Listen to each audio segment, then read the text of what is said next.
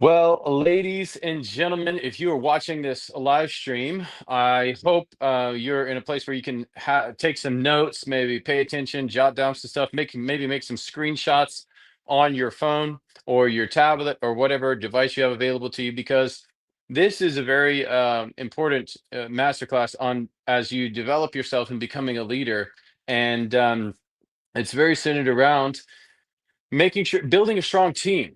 And we've gone through lots of different uh, lessons throughout this masterclass on building becoming a strong leader, but this masterclass has the most potential to force multiply everything that you do in a way that no other masterclass that we've talked to up to this point has been able to do. So I hope as you listen to the content, as I work through it today, that you can engage very strongly with it, to kind of remember it and actually take some of the how to's and actually put them into action in your space.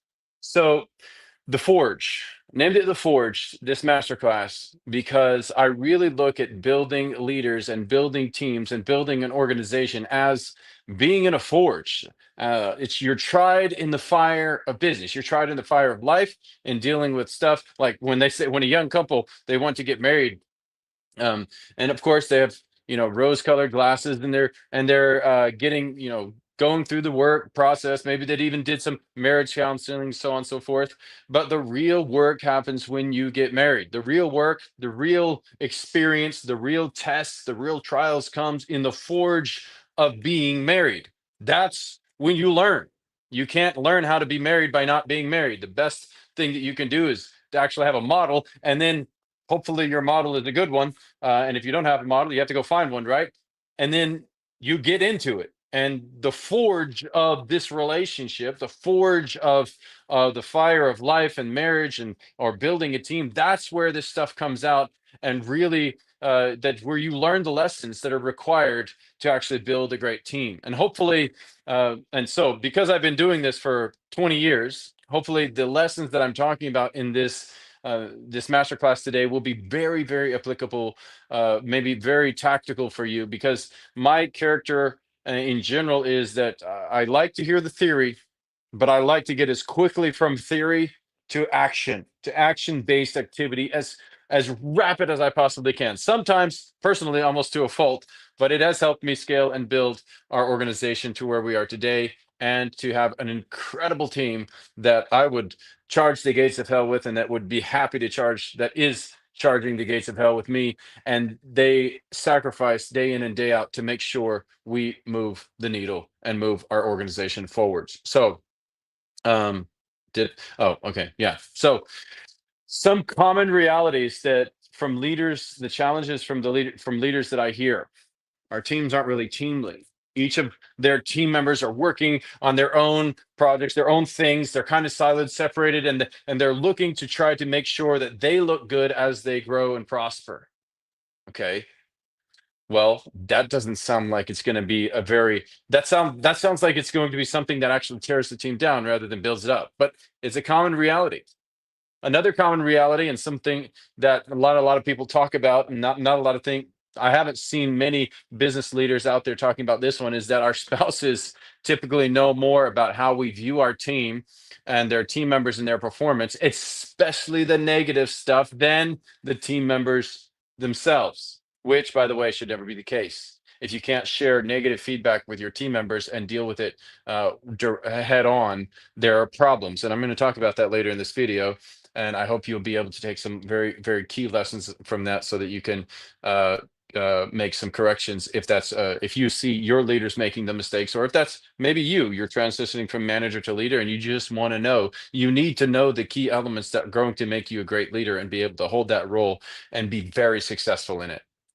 Um, we're trying to balance popularity with success. When people try to be popular, and they want to be loved and liked all the time by every team member, there's going to be a lot of trouble. There's going to be problems. Now, if you can't get to the point where you're liked and loved by your team, you're in the process of working together with them through the challenges that you face together and the accountability, then that's also a problem. So trying to balance popularity with success, trying to be popular at the same time being successful, and sometimes, many times, that's a very false way of trying to deal with becoming a better leader, becoming more successful in leadership.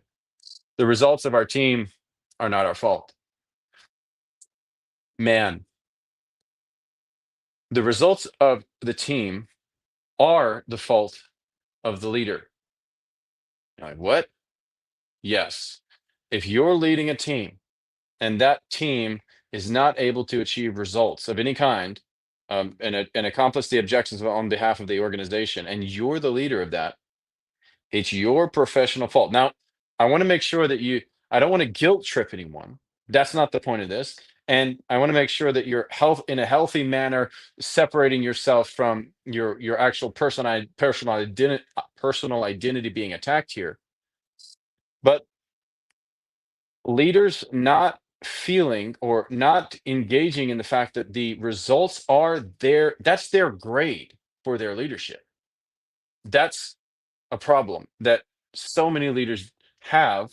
And then we get to finger pointing, and then we get to lack of results, and then we get to uh, lackluster success in our organization. And all these are very, very common realities in many organizations across the United States.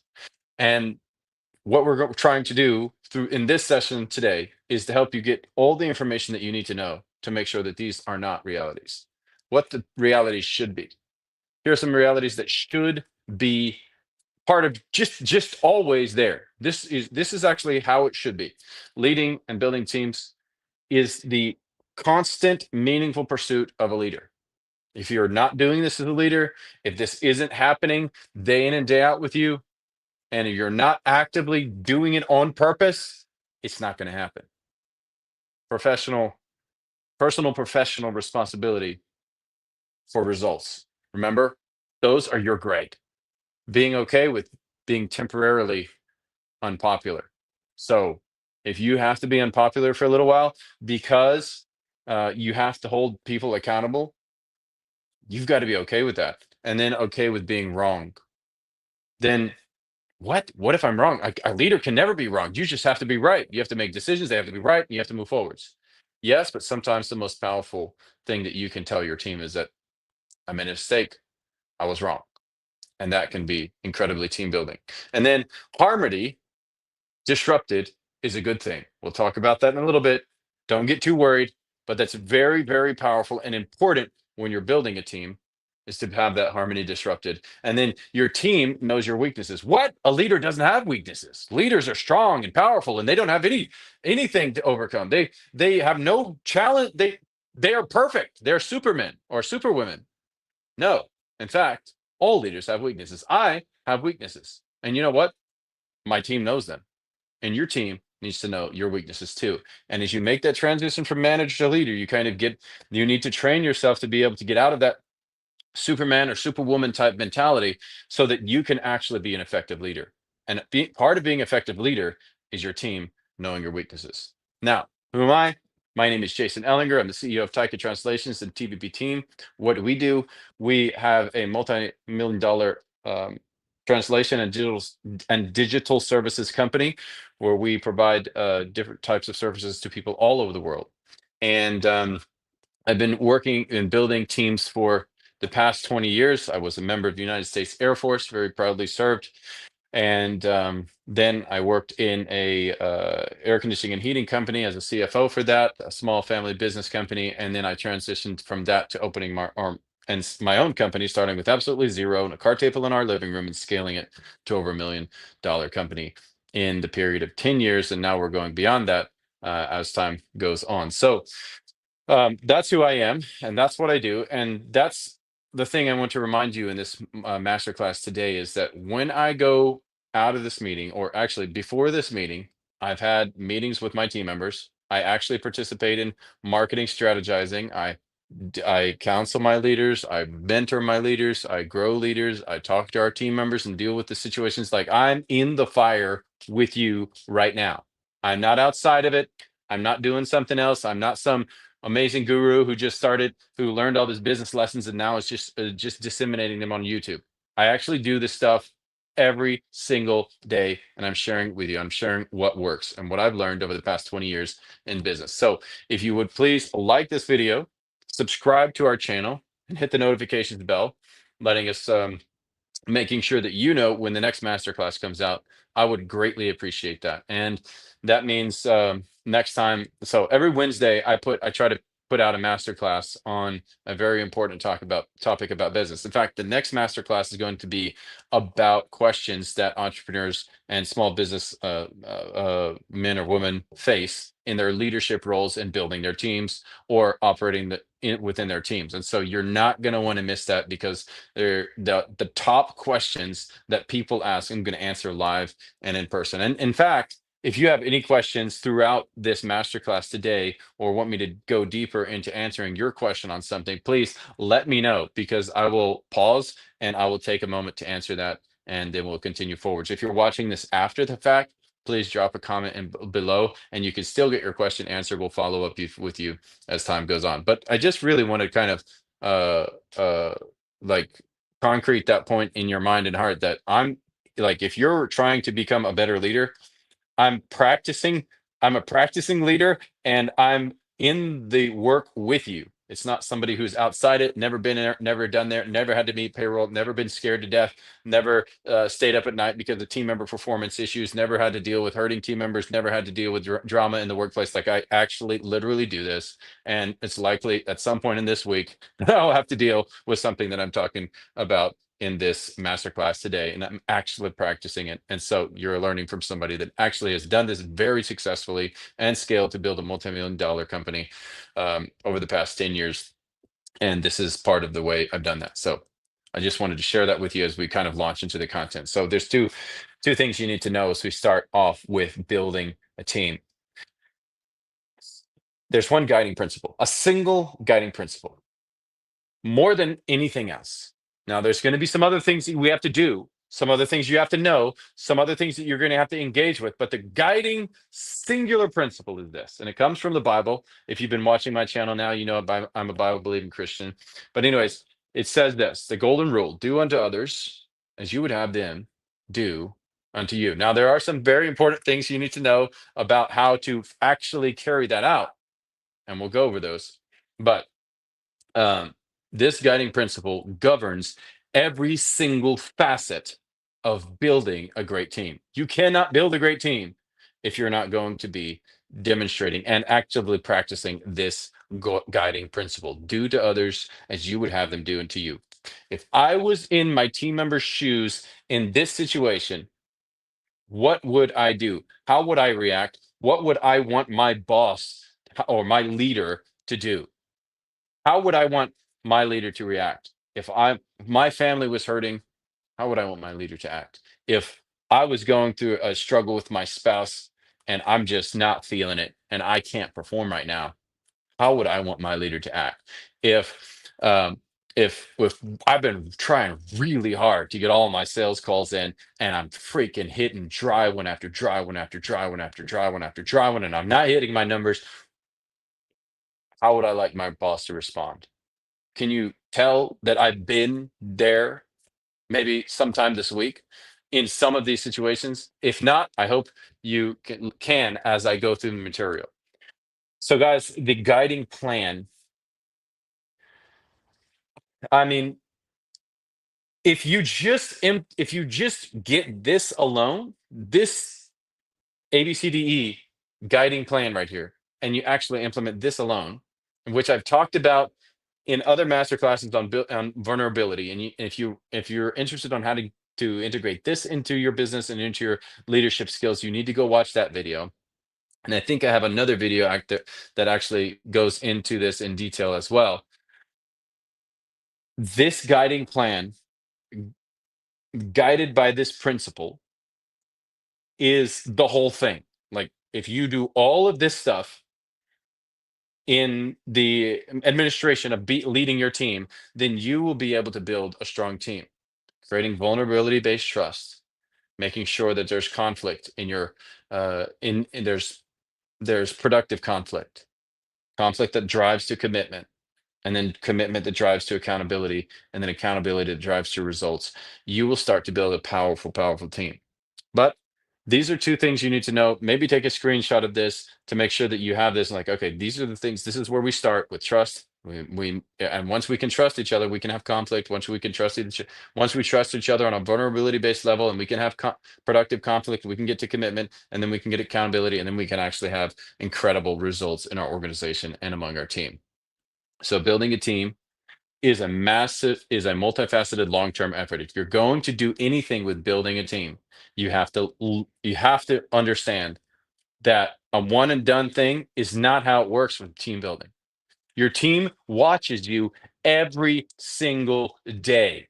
And if you're going to become a leader, making that transition from manager to leader, you're going to have to understand that your team and every activity you take and every decision that you make in accordance with their lives, their pay, their commissions, the clients, how you the ethical decisions that you have to make that are in the gray area, and how ethically your team views that you make those decisions. It's all connected, and your team is measuring you each and every day against, does this guy really practice the golden rule? Does he really want me to trust him or her? Does he really allow us to have the type of productive conflict, and so on and so forth? So first, you have to be the right leader. And that's why when I thought about what the next step in building a great team would be, it starts with you being the right leader. And the second thing is getting the right people on the bus in the right seats, but that's going to be in another video. So once you're the right leader and you have the right people, things go way, way, way easier. And that's a skill that you have to develop also on your own. In fact, I think I'm going to make another video, probably even a series, about how to hire the right people, because that's a huge part of this.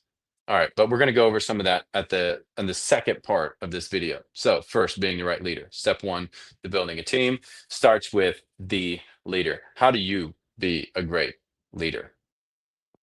First, you have to choose results over your position or status.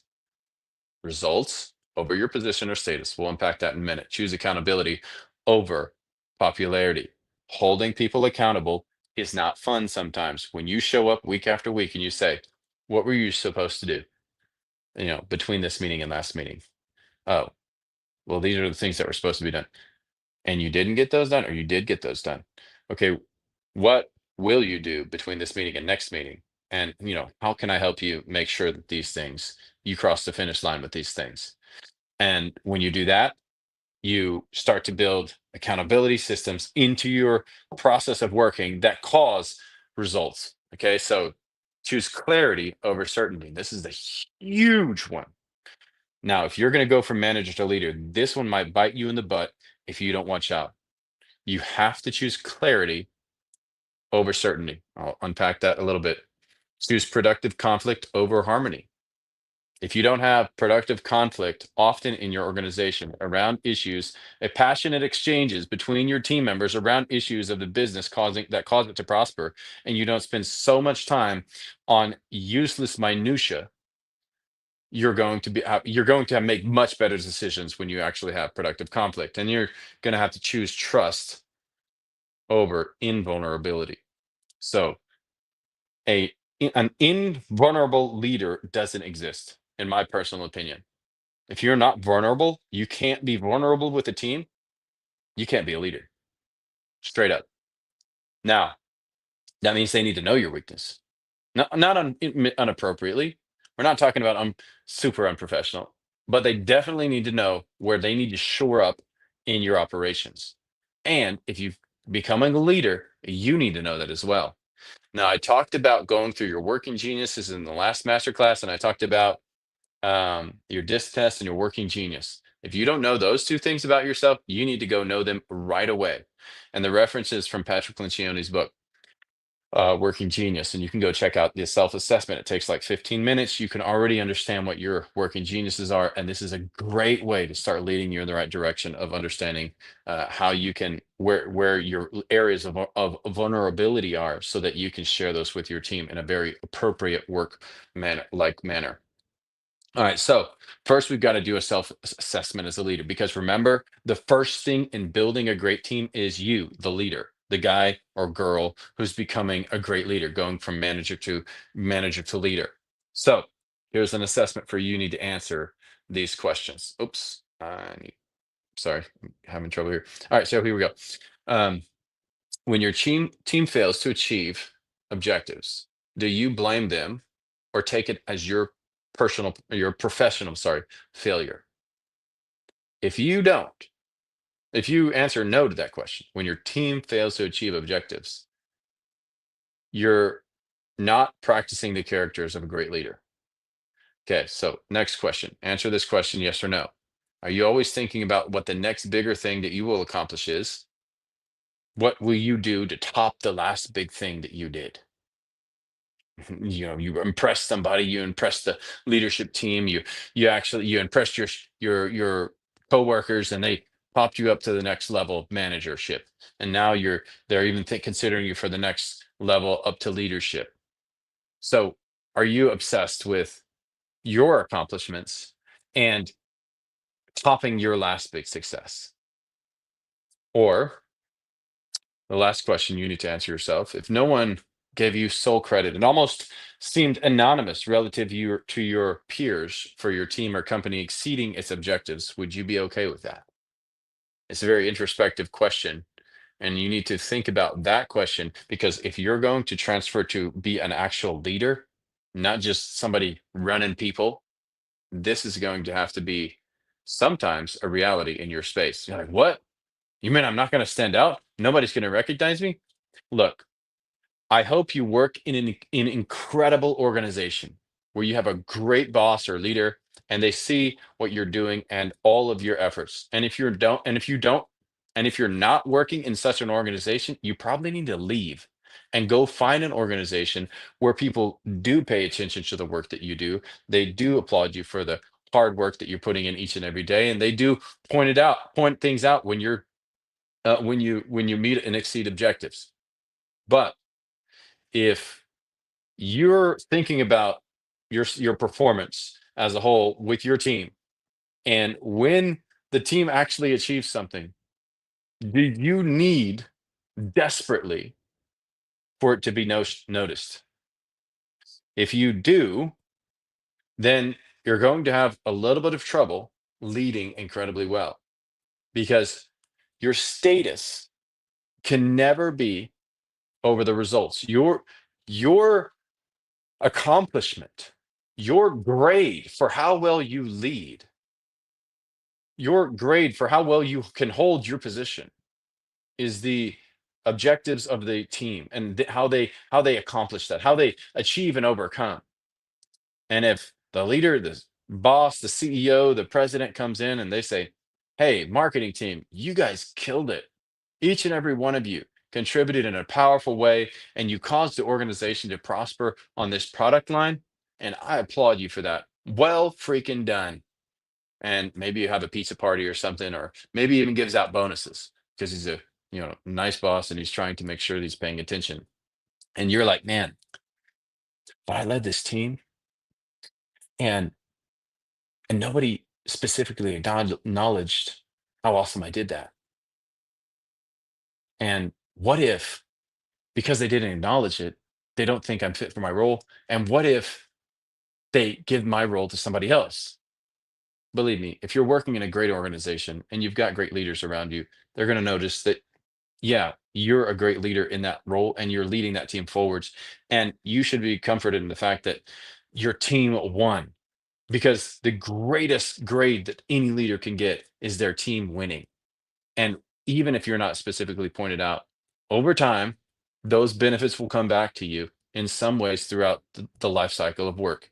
If you've got great people, well meaning great leaders around you, people who are also growing and developing, they're going to notice. And if they don't, and if they will never, And if you know that that's a reality in your organization and that's a toxic air floating around in the organization, then it means it's time for you to consider other options.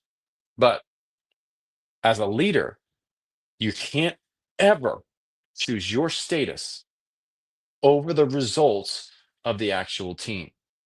And in this way, you're going to be able to build a much stronger team. You have to choose the results of the team over your status, even if nobody acknowledges you for the success.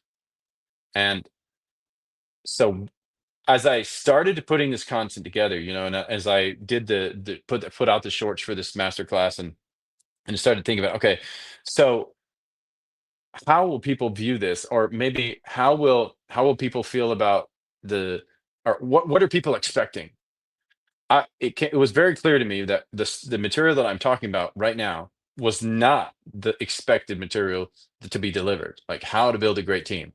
Wait, starts with a leader first? What do you mean? I thought you were going to talk about team building. I am. And if you haven't gathered this by now, you need to gather it because it starts with the leader, the manager who's transitioning to be a leader. In order to build a great team, you have to be the right kind of leader. And so I'm sharing that with you through through this assessment today. All right, so here's another. So that's the first section. So let me go back to the slide. If you need to, make a screenshot. Screenshot, chick. Okay, 5, 4, 3, 2, 1. Next section. All right, next section is um, being popular versus holding people accountable. So, do you find yourself reluctant to give feedback to your direct reports? If this is something that you face, it has to stop. In order to be a great leader, you have to be able to give feedback about good work that they're doing and bad. Next question, and I don't mean it the wrong way, but are your direct reports your closest friends? And I'm not saying that they don't have to be, they can't be your closest friends. But the danger here is that you aren't going to be able to share with them your very negative feedback about something that they've done or worked through because they're too close. They're so close that you're afraid to hurt them and you're afraid to break the relationship. That is going to cause you to be less effective as a leader, is going to cause you to create favoritism in your team, and that kills unity. You can be great friends, you can be close friends as long as you never transgress that principle of being able to provide good feedback and bad feedback, no matter how raw it is. And sometimes that's the most challenging thing as a leader. You're building your team, you're being vulnerable, you're building relationships with your team, you're actually working through the different types of the different objectives and accomplishing things together. And you even spend time at the restaurant watching movies and hanging out together to be unified. And a team member does is starts to exhibit a characteristic that's very harmful to the unity of the team and the organization. And now you have to check yourself as a leader and say, all right, am I willing to acknowledge that and deal with it? And if not, you put yourself and the organization and the rest of the team that you're working together on in jeopardy. It can never be allowed. So popularity versus accountability. I want to be popular. I want to be, I want to maintain a peaceful relationship with my best friend, my bestie over here that's working on my team. Yeah, but you might find it very difficult when you have to do their performance report and they don't get a raise because they're not performing well and they did not meet expectations. But now they're your best friends. You guys are going to go out this evening and they might not want to go out with you anymore this evening. Why? Because you didn't give them a raise, because you had it was in the power of your hand to do it, and you weren't able to, and you didn't do it. And you hold them accountable for their mistakes. And so leader can never choose popularity versus over accountability. Listen, answer these questions about yourself. If direct reports are unhappy with you, does it bother you to the point of distraction, especially distraction in your work or even at home? If team members are very unhappy with you, do you water down negative feedback to direct reports to make it easier to give or receive that feedback? A lot and millions of leaders fall into these category right here. They want to be popular. They want to be a politician. They want to spread jolliness. They want to spread cheer throughout their team all the time and be a bubbly bubbler. But they have to hold the people accountable. If you're going to be a great leader, holding people accountable for the results is a must. And sometimes that means you're going to sacrifice your popularity. You're going to be temporary popularity, unpopular. Do you want, do you vent any of, sorry, do you vent to any of your direct reports about organizational issues? Do you ever say we when talking to them and they when talking about others in the organization? This is about you being great as a leader, making that transition. Because so many times as we move up through the ranks, some of these characteristics are kind of looked over when you're not in a leadership role in an organization. But then all of a sudden, when you take on that leadership role and you start setting the bar, holding people accountable, you can't do that anymore. You can't say, well, you and I, John, we're on the product development team, and we are always thinking progressively. But Jake and Sally over there, they're always trying to hold us back, and they never want us to. They never want to help us move forwards. They're just always like we and they. You start to create that lack of unity, and that breaks down the dynamics of a team. And now you don't have a well connected, and very productive team, and it starts to breed distrust. So, popularity versus accountability. Take this assessment for yourself, ask yourself these questions, and see if you can answer them in a way that a leader must act in order to be able to build a great team. So, clarity versus certainty. Massive area of growth for so many leaders. Henry Ford said it best when he said, "Those who don't make mistakes work for those of us who do."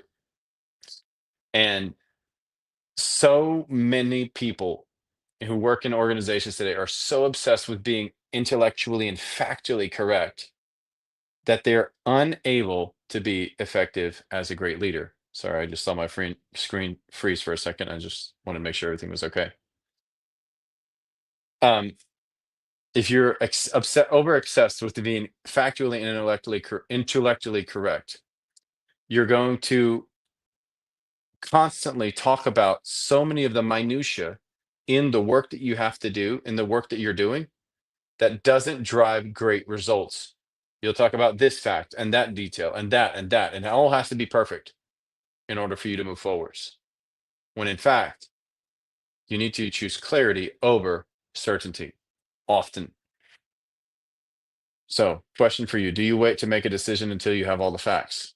I heard a great general one time say that, well, in making decisions, I have to there will never be a chance. Like, if you're dealing with something hard, there's never a time when you have all the facts necessary to make the perfect right decision and step forwards.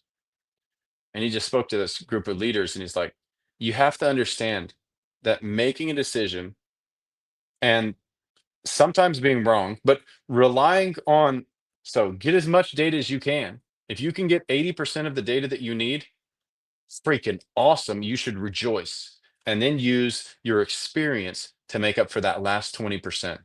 And then you will actually be able to effectively make great decisions. Sometimes you're going to be wrong. Sometimes people are going to get hurt. But the fact that you drove to clarity, didn't have to be intellectually correct all the time, but you actually drove to clarity on the actions that are necessary to drive the organization or the team forward. That characteristic is what causes great leaders to win and make a great decision because they have a great amount of experience. They have most of the information they need. They rely on their personal experience to make up for that rest of the experience, and then they make the call. And once the call is made, even with a lack of information, it's most likely going to be right. So, question for you: do you over debate minutia because intellectually this is what you know well? So many leaders do this. They focus on what they know well and what they can argue the point of because that's an area they're comfortable. Or when a topic comes up, on the team that they're really well informed about, they talk about that forever. In fact, it's distracting the rest of the team to driving to clarity on what actually needs to be done. So, you as a leader, it's your job to drive to clarity versus certainty in all cases. Do you perform excessive analysis of tactical issues, delaying action until everything is just right? I think we went over this. That's not effective, and that's not how you build a great team. Or are you unwilling to make decisions with limited information? If you're unwilling to make decisions with limited information, then you're not cut out to be a leader just yet. Now, you can develop into that, you can grow into that, you can learn to be able to make decisions with limited information and pretty good decisions, but it does take time. And that's why, in the beginning slide of this section, I talked about this being a multifaceted long term thing. So many people, they just want to jump into leadership because they're smart.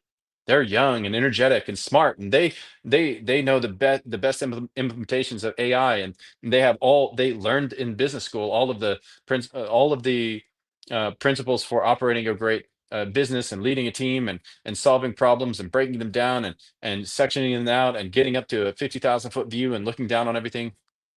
But so many times they get lost in their so many times we get lost in the fact that it takes time to build character. That's why I called this master series the Forge, because it literally takes years to develop this type of understanding and wisdom in the process of building a great leader so that you can actually build a great team. Great teams are not built overnight. They're not built by some hotshot that comes in and can do everything all on their own. They're not built by a computer program. Great teams that stand the test of time, they're built with applied principles, daily activity, daily driving to clarity, admitting when you're wrong, and being able to move forwards even in the face of uh, great lack of all the information that you need. I'm not saying get only 10% of the information to make a decision. Get as much as you can and then drive to clarity, because not driving to clarity will paralyze your team and reduce your effectiveness as a leader, causing you not to be able to build and unify your team. And if you think all these things are a joke, and you think that I'm not actually that I don't actually mean this, I really freaking mean it. You can ask some of our team members, do I mean driving to clarity is ridiculously important? In our organization, we have a core value that says to be unclear is to be unkind. I don't want anybody in the organization to be unkind. I'd rather you be clear and hurt somebody's feelings than you not be clear and have everybody feeling really warm and fuzzy. I'd rather somebody be a little bit hurt, because I know our team is an incredible team. We have real ideal team players in place working together each and every day, and we can work through that other part of that drama. But what we can't do is miss on taking the right next action because we're not driving to clarity. And you as a leader, if you're going to be transferring into that stage of clarity, driving to clarity, you have to you choose clarity on what we're going to do and what's best for the organization over 100% certainty and intellectual perfection. All right, move to the next one. Ah, in coordination with this exact question, there's a very powerful and important kind of manifestation of how it works out in real life. So, what is your vision? If I asked you this question point blank, what is your vision? What are the goals that you have? Do you have goals set up? How long have you been pondering or working on your vision and goals? Real question is, why are you not clear yet? If you've been working on this for more than 6 months, it's unacceptable. What? Yes, you as a leader, if you're making that transition and you haven't documented out what the heck direction you're going and what the heck direction your team is going, and you haven't driven to clarity on that yet, it is your freaking fault. You're going too slow, and you have to get better right now. Why? Because my name is Jason, and I have been guilty of this in the past. Inevitably, it's because you're afraid of being wrong. And I was too. What if I'm wrong about the vision for this team or for my life? What if I'm wrong? And because of that, you haven't driven to clarity.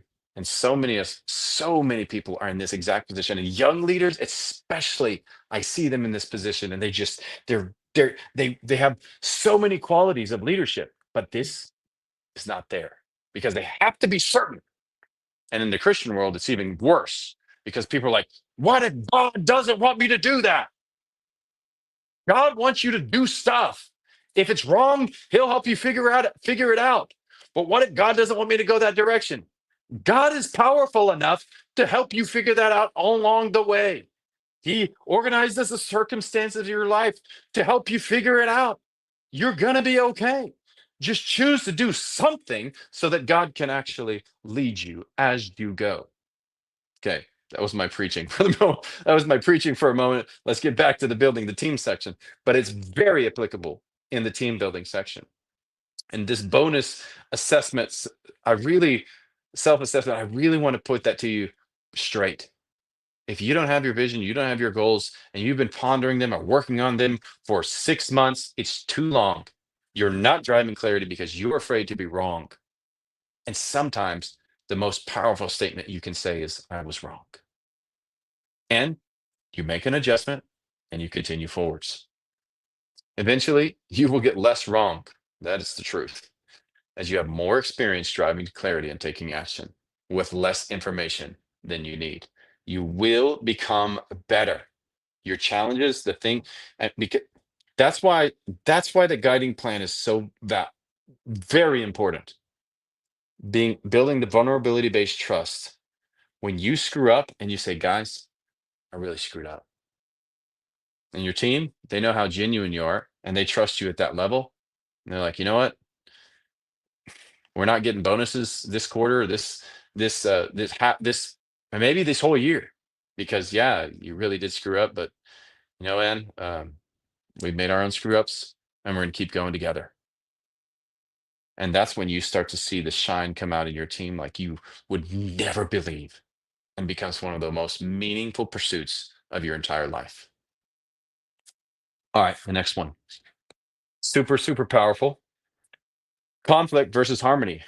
No, I don't like conflict. I can't handle conflict. I know it's difficult to deal with, but listen, you need to ask yourself this question. Do you think harmony in meetings is professional? And somebody goes, well, of course, everybody must be very professional. We must talk to each other like intellectuals and only have very calm, light debates. If that's how your meetings look and you never get at each other's throat and nobody ever gets frustrated at each other in the meetings, you are not driving to the best decisions for your organization. Fact, plain and simple.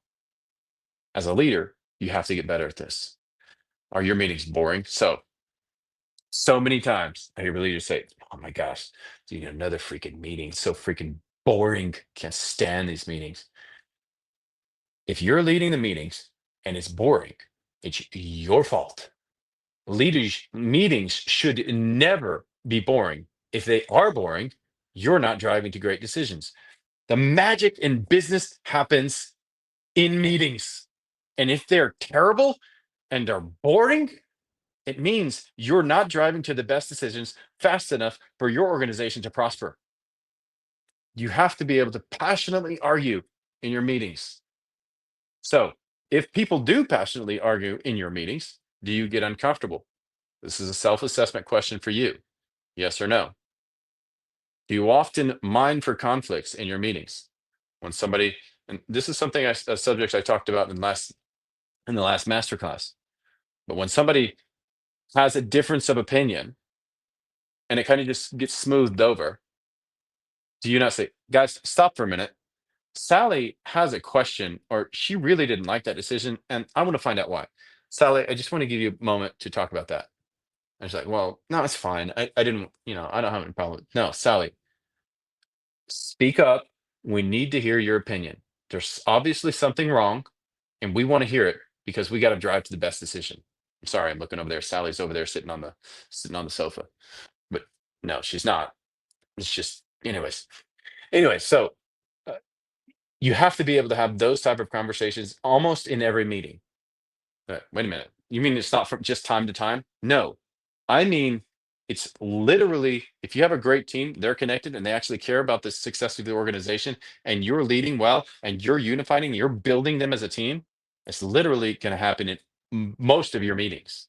It happens in most of my leadership meetings. It happens in most of my staff meetings where we actually because now but by now my team expects this type of behavior. So when I point those things out, it's not like they don't get a negative vibe from it. They're like, oh, okay. It's like their cue to be like, oh yeah, what I have to say is important and it's probably helpful for the rest of the team. So I'm going to go ahead and dish it out. And then the other people, they get the other team members, they have the opportunity to respond. But when you can have these type of heated debates inside, and you have a great leader that's saying, hey, John, I want you to talk more about that. Hey, you just made a really crazy face when Jake just delivered that. So you care to elaborate on this because this is because obviously there's something you don't like, and if it's going to cause us to make a bad decision because you're not going to say it, we got to hear this. And so if you're not going to have conflict in your meetings, and if you're choosing harmony constantly, like, oh, let's not rock the boat, oh, okay, we got past that situation without anybody going off. If you have that constantly, you're not going to be able to build a great team. They're not going to be able to love each other the way that they should, and they're not going to feel heard. This is one of the best facilitating ways that you can do that. Sorry, it sounded weird. This is one of the best ways that you can facilitate your team being heard by drawing out their opinions in those meetings. Now, I'm not talking about drawing out the opinions of every person who has an opinion just because they have an opinion, but you have to be able to draw those out very appropriately as you lead your meetings so that your team can actually feel connected and feel that they've been heard. That builds team unity almost like nothing else. So, do you mind for conflict in your meetings? That's a question for you to answer. And when was the last time you gave your direct reports permission to argue in a meeting and kind of guided them through the argument? That's something that you have to do. The first time people actually start arguing in the meeting, it's like, oh my gosh, we're getting to that realm of unprofessionalism and we can't do this. And the leader stops and is like, guys, actually, I believe that arguing passionately about the things that we're doing is one of the best ways to get to the right decision. So let's go at it. The only thing is, don't call each other mean, ugly names. And let's not get on threats. Let's not get into the realm of threats and ugly undercutting of people's character. Aside from that, everything is game. Argue at argue till we get to the right answer, and boom, it goes. And sometimes you have to do that. And it's very important if you're building a great team and you're the leader, you have to be able to give them permission to have those heated conversations. And maybe you have to guide it a little bit to make sure we don't get out of the realms of kind. Maybe it sounds unkind sometimes, but we get into the realm of mean, hurtful, degrading comments that we're making towards each other. That's unacceptable. But somewhere just before that is solid ground. So, and it's your job as a leader to be able to navigate that. And you're like, oh my gosh, is that what leaders have to do? Yes. And if you're not doing that, you're not going to build a great team. Holy cow, I don't think I'm ready for that. Great. Because that's going to help your whole organization understand that you're not ready to take on that role. And so many leaders get promoted before they're ready. In fact, in this day and age, slowed down much slower. I've gone much slower in my promotion to leadership positions, to leadership roles, because of these exact type of issues. It's a multifaceted, long-term thing to build great leaders and to build great teams. All right. So the last question: do you try to calm or make peace if any arguments arise? And if you find yourself constantly doing that, you're not driving to the best decisions and you're not helping the team connect. So, productive meetings should be exhausting, passionate, and have ideological conflicts. Sometimes I've got to take a walk after I've been in an hour and a half meeting with a with the team, and we've driven to really good decisions. It's like, oh my gosh, that was tough. What just happened? But we actually do have a great plan afterwards. And meetings should be very consistently pretty exhausting, have passionate discussions and ideological conflict among the team. And if you're not doing that, you're not able to connect them. They're not feeling heard, and you're not giving them that platform to be genuine. And the genuineness, the more genuine your team is, the better connected they'll be, the better decisions that you make, the better results you will get, and the better unified they will be, and cause you to be a much better leader as a result. No conflict creates no commitment, no accountability, and no results. Remember that. If there's no conflict, this false sense of harmony, there's no commitment. People don't trust each other enough to fight with each other, and there's no results. That doesn't sound like a great team at all. So if we're going to build a great team, then we have to choose conflict over harmony. All right. Trust versus invulnerability. Do you find it difficult admitting that you're wrong? Do this assessment for yourself. Are you afraid that someone in your team wants to take your position? Are you so afraid of being wrong that you will not be vulnerable to your team? And do you openly share your weakness with your team? If you can't openly share your weakness with your team, you're not going to be able to build a great team. And that you don't give them open the door for them to share their weaknesses with you. Every team has weaknesses. No matter what we think about professionalism, work, uh, team membership, being the most excellent team member or performer, every team and every team member has weaknesses. And if none of us know each other's weaknesses, there's no way we can shore them up when the going gets tough. There's no way that we can understand when they're working in an area that's really hard for them. And if nobody else can know that Sarah over here is doing something in an area that's super hard for her, and then she comes out of that, she's frustrated, she's down, and and and she's got to go into another couple hard meetings, and nobody pays attention to that. There's no possible way that anybody will encourage her or make that acknowledgement or provide that lift up, or maybe send a special note or special email or memo to say, hey, you know what, I know you're working on something really hard for you because that's in your weakness area. Keep your head up. I've got your back.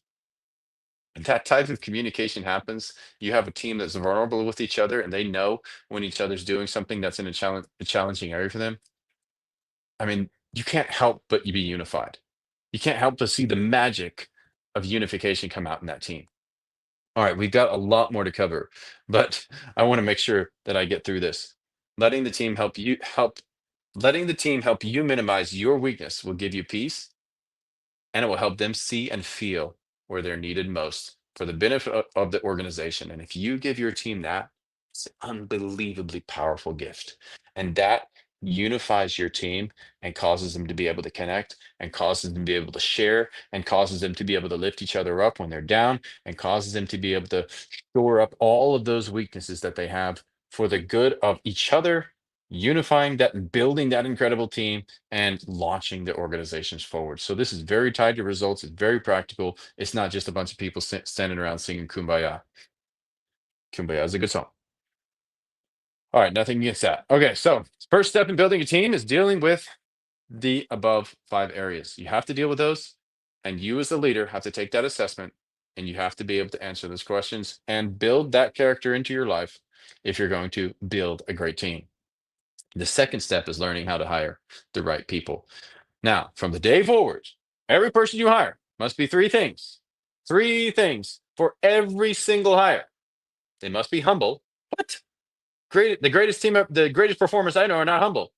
The greatest performers that I know are very humble. And the greatest team members that I know that no longer work in my organization who weren't humble, they were incredible performers, but they weren't humble, don't make good team members. And they tear down and destroy the rest of the team. I want to build an incredible team that has incredible performance. And that might mean removing a really high performer that's super prideful. I will remove them in a heartbeat if that's what if they will not improve. So being humble means no excessive ego and driven by collective achievement. Being hungry.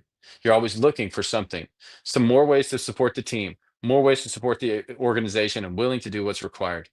And being smart. interrelationally wise and appropriate at all times, exhibiting the right behavior at the right moment. So when you hire new people, if they're not these three things, you're hurting yourself, you're hurting the building of your team. Don't do that. As a leader, we can't make that mistake. So, how do I make sure that I hire the right people? All right. So, one of the best ways that I found as we're working through the hiring process and doing the interviewing, by the way, it's not a single interview. You need to have a single interview with the candidate, then you need to have an interview with another team member. You can have group interviews with the candidate, and before you even make a hiring decision ever in your life, ever have 6 to 10, maybe even 12 interviews with that person. What? You are ridiculous. When you don't, you waste so much more time dealing with drama, lack of unity, toxicity in the workplace, and firing people. And none of that is pleasant. But when you take your time and you make sure there's these things, you get unity, you get long-term relationships, great performance, and team members that stand the test of time. If you can do that, it's worth every penny, every interview you can invest. So when I look at interviews, I look at them as investment in the relationship. And if the investment doesn't go well, I've spent another 2 or 3 or 4 hours uh, in a batch of interviews. So be it. But I've invested in building that team, and it's one thing that I can do as a leader, and you can do as a leader, especially as you're transitioning from manager to leader, to be able to get better results in your team building. So hiring great people. How do you do that? How do you make sure somebody's humble? So when you're going through the interview process, answer this question. Does this person genuinely compliment or praise others without hesitation? You're like, well, how do I know that? Well, it's your job in the interviews to find out. Well, I thought I just had to ask about performance and references and work experience and education. No, that stuff means a little, but this stuff is vastly more important. Does the team member willingly admit when they make mistakes? And then do they take ownership? Because there's a lot of people that say, oh my gosh, I made such big mistakes. But, and do they show an example of where they've made the mistakes and then they've taken ownership to actually fix it? Because that's what it's going to take for the team member to be able to integrate into your team, help you build that great team, and then cause them to prosper. So if they can do that, great. If not, we need to continue interviewing. But how do you find that? You have to figure out as you have to build questions as you work through the interview process to find the answers to these questions. So this is for you. It's not for you to just do straight up ask him. So do you willingly admit when you make a mistake? No. You have to ask questions that help you understand the answers to these questions. And if you can't get the answers to questions or you feel like something's off, you need to address that and dig in.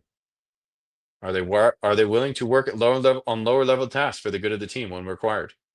This is going to be required in the process of work. In fact, one of the biggest problems that I see with high performing, prideful people is that they're not willing to take on a lower level task.